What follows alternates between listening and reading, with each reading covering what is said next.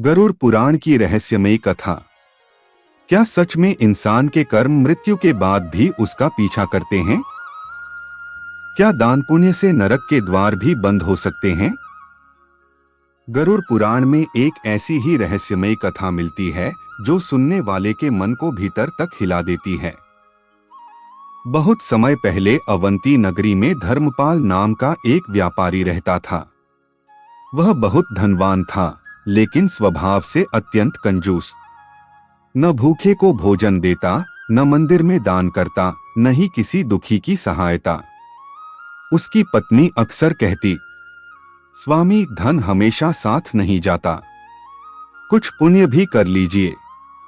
लेकिन धर्मपाल हंसकर कहता, मरने के बाद कौन देखता है, यह सब व्यर्थ की बातें हैं। समय बीतता गया। एक दिन अचानक धर्मपाल गंभीर रूप से बीमार पड़ा। वैद्य आए, पूजा हुई, लेकिन उसकी मृत्यु हो गई। मृत्यु के तुरंत बाद दो भयानक यमदूत वहां प्रकट हुए। उनकी आंखें अंगार जैसी लाल थीं, हाथों में फंदे थे। धर्मपाल की आत्मा भय से कांप उठी।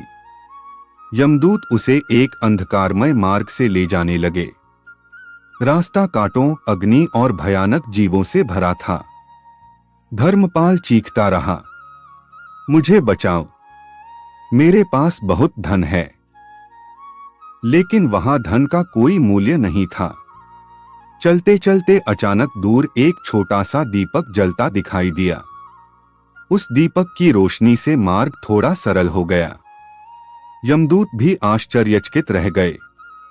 उन्होंने कहा, धर्मपाल, जीवन में तुमने केवल एक बार एक भूखे साधु को भोजन कराया था।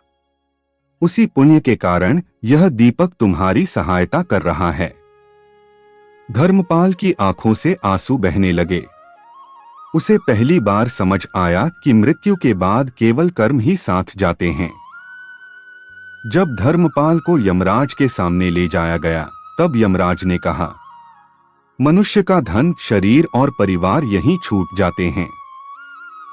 केवल उसके अच्छे और बुरे कर्म ही उसके साथ चलते हैं। धर्मपाल पछताने लगा, काश मैंने जीवन में अधिक दान पुण्य किया होता। तब यमराज बोले, पछतावा मृत्यु के बाद नहीं, जीवन रहते करना चाहिए। कहते हैं, उस दिन से धर्मपाल की आत्मा ने अगला जन्म एक साधारण परिवार में लिया, जहां उसने दया और धर्म का मार्ग अपनाया। कथा से शिक्षा, धन नहीं, कर्म साथ जाते हैं। भूखे को भोजन कराना महान पुण्य है।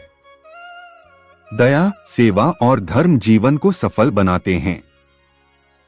मृत्यु से पहले अपने कर्म सुधार लेना ही सच्ची बुद्धिमानी है। हरि ओम।